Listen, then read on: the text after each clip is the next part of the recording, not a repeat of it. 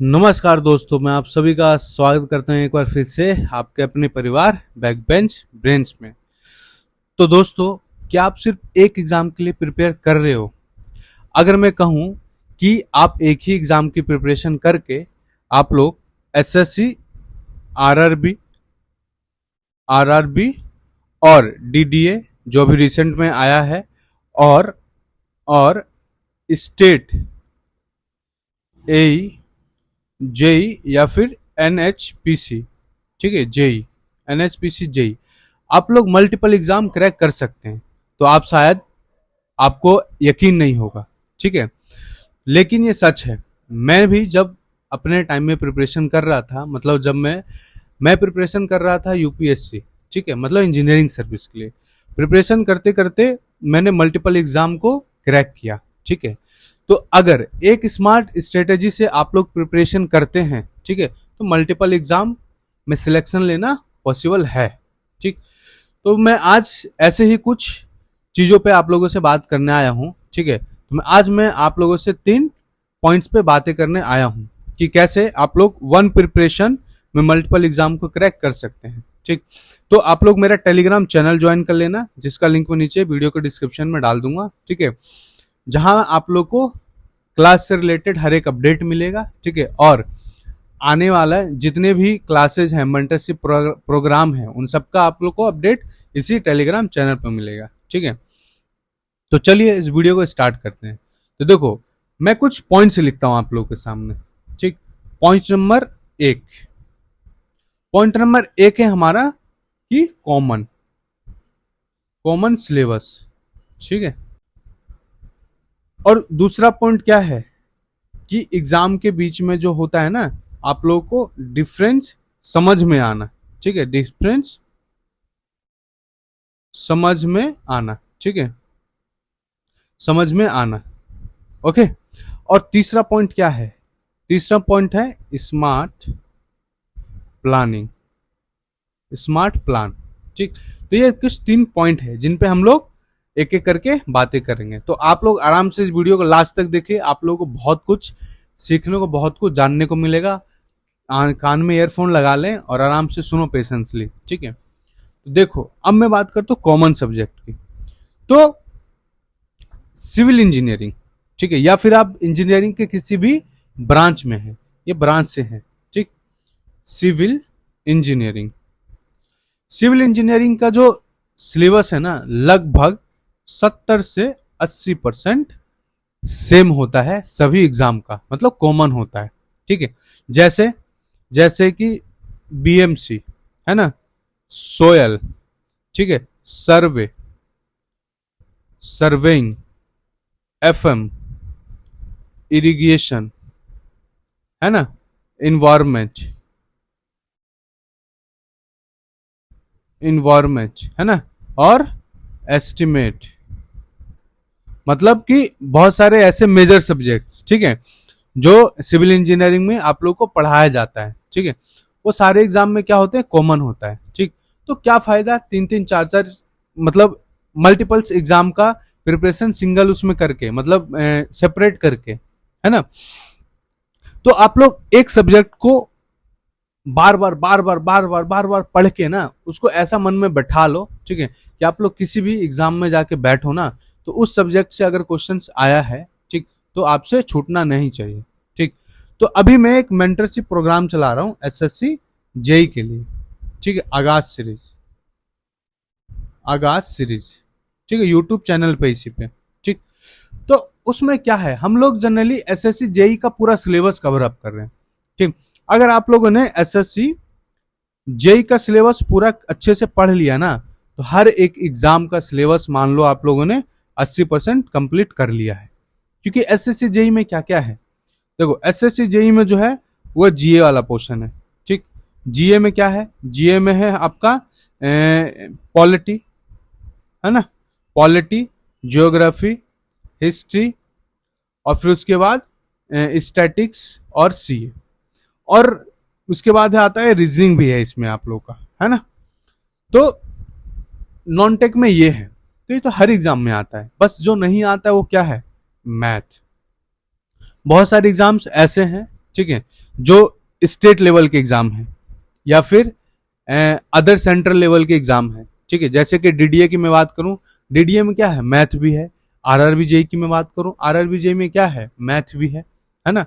तो आप लोगों को बस जो पढ़ना है वो 20% ही पढ़ना है किसी भी एग्जाम को टारगेट करके, अदरवाइज 80% आप लोग एसएससी जेई के साथ साथ ही सारे एग्जाम को कवर अप कर लेते हैं, ठीक है। और जितने भी कोचिंग्स हैं उन सबको ये चीज बताना चाहिए स्टूडेंट्स को। मैं देखता हूँ कि मतलब बहुत सारे कोचिंग्स ऐसे हैं जो हर एक एग्जाम का एक मतलब सेपरेट कोर्स लॉन्च करते हैं, ठीक है। एसएससी जेई का क्रैश कोर्स, आरआरबी जेई का क्रैश कोर्स, ठीक है, या फिर क्रैश कोर्स के नाम पे, या फिर ऐसे टाइप का कि हर एक एग्जाम को लेके एक सीरीज चला देते हैं वो लोग, ठीक है, हर एक कोर्स लॉन्च कर देते हैं। तो यहाँ पे क्या होता है, स्टूडेंट का टाइम वेस्ट होता है, मनी वेस्ट होता है। तो उन लोगों को भी बताना चाहिए कि आप लोग एक फाउंडेशन कोर्स करो, ठीक है, एक ऐसा कोर्स, एक ऐसे प्रिपरेशन जो एक बार आप लोगों ने कर लिया तो दोबारा किसी भी कोर्स को लेने का जरूरत नहीं होगा, है ना। जहां पे मैथ भी पढ़ाया जाए, रीजनिंग भी पढ़ाया जाए, हर एक चीज पढ़ाया जाए, ठीक। तो ऐसे चीजें स्टूडेंट्स को बताना चाहिए जो इंस्टीट्यूट है उन लोगों को, है ना। तो अब मैं बात करता हूं दूसरे पॉइंट की। तो आई होप पहला पॉइंट आप लोग को समझ में आ गया होगा। दूसरा पॉइंट, डिफरेंस समझ में कैसे आना चाहिए। देखो, आप लोगों के मन में आ रहा होगा डाउट कि सर आपने तो ये बता दिया कि एक प्रिपरेशन से हम लोग बहुत सारे एग्जाम निकाल सकते हैं, बट थोड़ा सा तो फर्क है एग्जाम में। जैसे कि उनका डिफिकल्टी लेवल अलग अलग होता है, ठीक है, number of questions of variation अलग होता है हर एग्जाम में, नंबर ऑफ क्वेश्चंस अलग होता है, ठीक है। तो ये सारी चीजें तो बहुत मतलब फर्क है ना, हर एग्जाम का तो सेम नहीं होता। बस सिलेबस आपने बता दिया 70 से 80% सेम है, इसका मतलब ये थोड़ी कि हर एग्जाम का नेचर सेम है। नेचर सेम नहीं है, मैं तो आपको बोल रहा हूँ, ठीक। तो यही बस दूसरा पॉइंट इसलिए है कि आपको डिफरेंस समझ में आना चाहिए। तो डिफरेंस क्या है, देखो, मैं जब देता था ना कोई भी एजेई का एग्जाम, तो मैं क्या करता था, क्योंकि ऑलरेडी मैंने सिविल इंजीनियरिंग पढ़ रखा है, नॉन टेक अच्छे से पढ़ रखा है।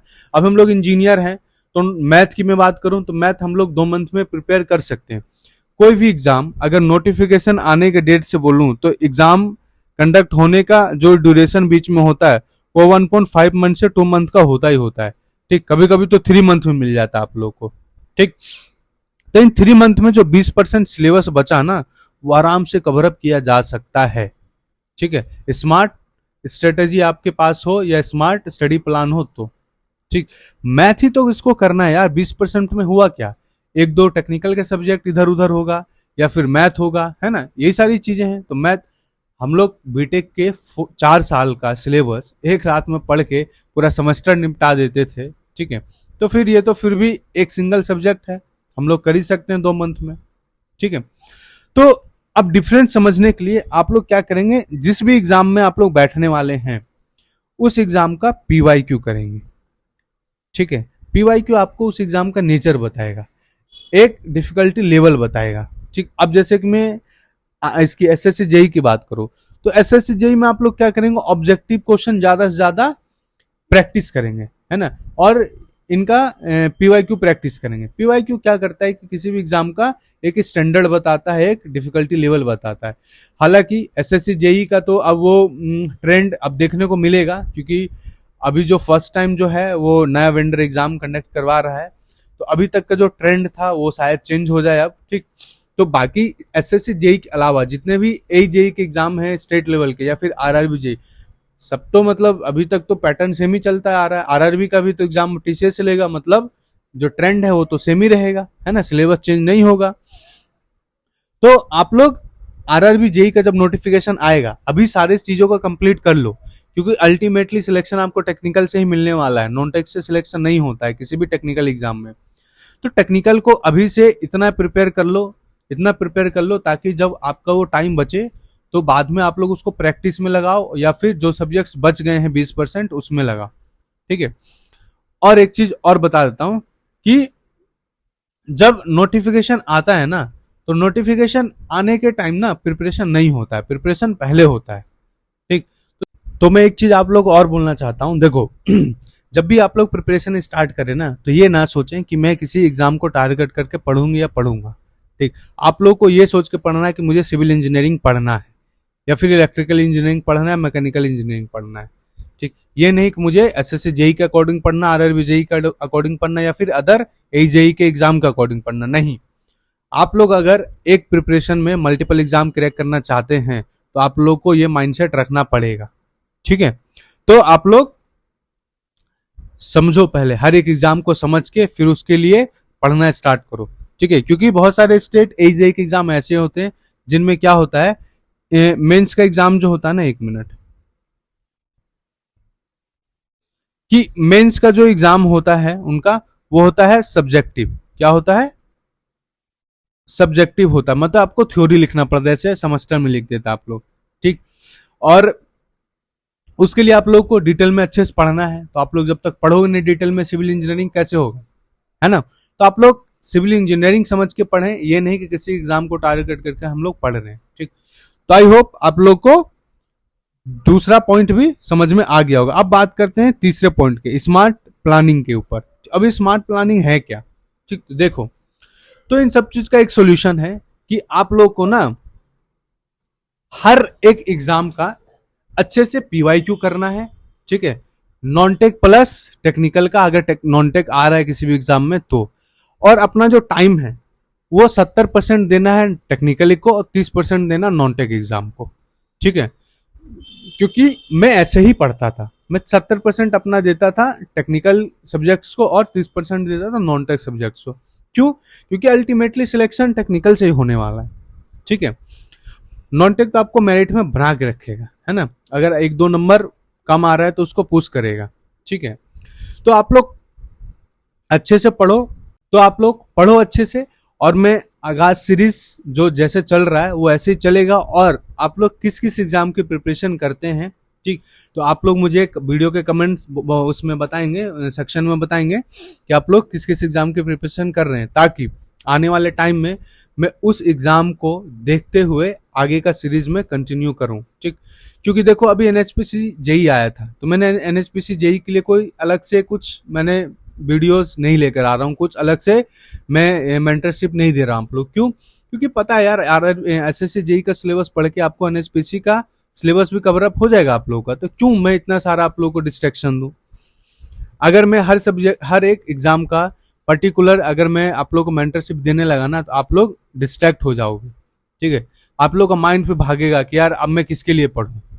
इसीलिए मैं आने वाले टाइम में, फ्यूचर में, एक ऐसा मेंटरशिप लेकर आने वाला हूं, एक ऐसा स्ट्रेटेजी प्लान लेकर आने वाला हूं जो आप लोगों ने एक बार फॉलो कर लिया तो मल्टीपल एग्जाम के लिए वो बेनिफिट होगा।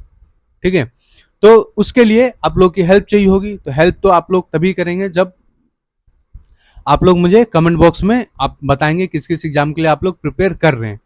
ठीक है, तो प्रिपरेशन करो, सिलेक्शन कोई एग्जाम में लो। ठीक है, स्मार्ट एस्पिरेंट वही होता है जो अपनी मेहनत मल्टीपल जगह यूटिलाइज करता है। ठीक है, जैसे कि मैंने अपने टाइम में किया था। ठीक, अगर आप भी एक ही प्रिपरेशन में मल्टीपल एग्जाम क्रैक करना चाहते हो तो अभी से स्मार्ट स्ट्रेटेजी फॉलो करो। ठीक है, और हाँ, नीचे कमेंट बॉक्स में जरूर आप लोग लिखोगे कि आप लोग किस एग्जाम के लिए प्रिपरेशन ले रहे हो या कर रहे हो। ठीक है, तो मैं उसी एग्जाम के अकॉर्डिंग क्या करूंगा ना, मतलब सबको कंबाइन करके एक नया एक स्टडी प्लान और मेंटरशिप लेकर आऊंगा आप लोग के लिए। ठीक है, तो आप लोग पढ़िए अच्छे से, ऐसे ही दम मेहनत बहुत कर रहे हैं आप लोग, मैं देख रहा हूँ ग्रुप में, और डेडिकेशन बहुत अच्छा है, ऐसे ही करते ना तो सिलेक्शन एक दिन जरूर होगा आप लोग का। ठीक है, तो पढ़िए, मैं मिलता हूँ आपको ऐसे ही एक नए इंफॉर्मेटिव वीडियो के साथ। जय हिंद, जय भारत।